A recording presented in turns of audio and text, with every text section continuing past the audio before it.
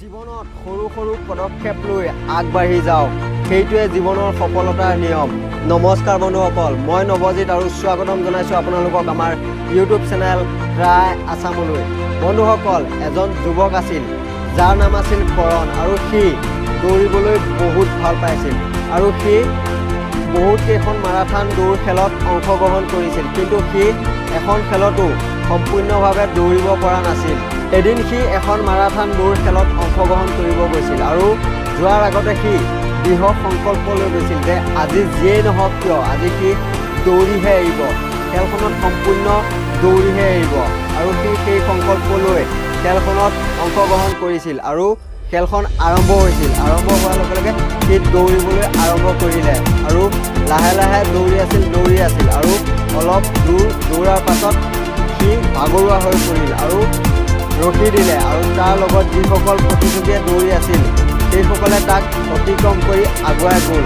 সি ৰখি নিজকে ক'লে যে মই যেনেকেই নহওক আজি দৌৰ সম্পূৰ্ণ কৰিবই লাগিব, মই যদি দৌৰিব নোৱাৰোঁ তেতিয়াহ'লে মই খোজকাঢ়ি হ'লেও আগবাঢ়িম। সেইবুলি নিজকে কৈ সি খোজকাঢ়ি যাবলৈ আৰম্ভ কৰিলে আৰু অলপ যোৱাৰ পাছত সি এইবাৰ বেছি ভাগৰুৱা হৈ পৰিল আৰু ভাগৰুৱা হৈ ফিল্ডত বাগৰি পৰিল।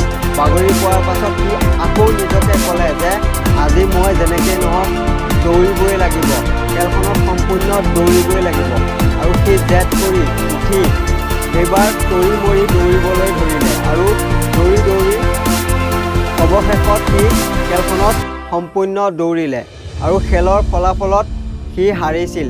কিন্তু খেলৰ ফলাফলত হাৰিছিল যদিও সি আজি বহুত সুখ পাইছিল, কাৰণ আজি তাৰ বিশ্বাস জিকিছিল। আগতে যিমানবোৰ খেলত দৌৰিছিল এখন খেলতো সি সম্পূৰ্ণ দৌৰিব পৰা নাছিল আৰু সি সেইটো কাৰণে বহুত সুখ পাইছিল। সি ফিল্ডত বাগৰি পৰি আছিল আৰু কাৰণ সি বহুত কষ্ট পাইছিল ভৰিত, আৰু কষ্ট পাইছিল যদিও সি আজি বহুত আনন্দিত হৈছিল, কিয়নো আজি তাৰ মনৰ যিটো বিশ্বাস সেই বিশ্বাসটোক আজি জিকিছিল। আজি হয়তো সি খেলখনত হাৰিছে, কিন্তু কাইলৈ হয়তো সি তাৰ যিটো মনৰ বিশ্বাস আজি জিকিছে সেইটোক লৈ সি সম্পূৰ্ণ খেলখনতে জিকিব। সেইকাৰণে সি আজি হাৰিছিল যদিও সি জিকিছিল। বন্ধুসকল, আমিও জীৱনত এনেকুৱা ধৰণৰ বহুত ভুল কৰোঁ। আমি যদি কিবা এটা কাম কৰি থাকোঁ আৰু সেই কামটোত যদি কিবা সমস্যা আহি যায় তেতিয়া আমি সেই কামটোক কৰিবলৈ এৰি দিওঁ, কিন্তু এৰি দিব নালাগে, সেই সমস্যাটো দূৰ কৰিব লাগে। আমি যদি এনেকৈ এটা কাম কৰিছোঁ আৰু সেই কামটোত কিবা এটা সমস্যা আহিছে, আজি বাদ দি দিছোঁ আৰু কাইলৈ বেলেগ এটা কাম কৰিছোঁ, তেনেকুৱাকৈ যদি আমি কৰি থাকোঁ আমাৰ জীৱনটো বহুত কম পৰি যাব সফল হ'বৰ কাৰণে। সেইটো কাৰণে যি কৰে ভালকৈ কৰক, সমস্যা আহিলে সমস্যাটো দূৰ কৰক, কামটো বাদ নিদিব। বন্ধুসকল, আমি এই কৰণৰ কাহিনীটোৰ পৰা কেইটামান কথা শিকিব পাৰোঁ যে আমি যদি যিকোনো কামত দৃঢ় সংকল্প লৈ কৰোঁ তেতিয়াহ'লে আমি নিশ্চয় সফল হ'ব পাৰিম। আৰু নিৰন্তৰভাৱে লাহে লাহে হ'লেও আমি একেলগে কামটো কৰিয়ে থাকিব লাগে, কামটো বন্ধ কৰিব নালাগে, ৰখি যাব নালাগে। আৰু আমাৰ মনৰ যিটো বিশ্বাস সেই বিশ্বাসটো বজাই ৰাখিব লাগে।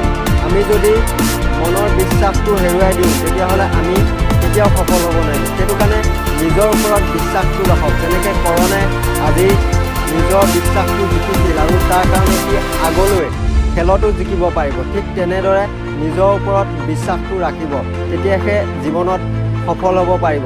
বন্ধুসকল, সৰু সৰু পদক্ষেপ লৈ হ'লেও জীৱনত আগবাঢ়ি থাকক, তেতিয়াহে সফল হ'ব পাৰিব আৰু সফলতাৰ সেইটোৱে নিয়ম। বন্ধুসকল, ভিডিঅ'টো চাই যদি ভাল লাগিছে তেতিয়াহ'লে ভিডিঅ'টোত এটা লাইক কৰিব, আৰু লগতে আপুনি যদি আমাৰ চেনেলটোত নতুন হয় তেতিয়াহ'লে চেনেলটো ছাবস্ক্ৰাইব কৰি ল'ব আৰু বেল আইকনটো বজাই দিব। বন্ধুসকল, আজিলৈ ইমানেই আছিল। ধন্যবাদ। জয় আই অসম।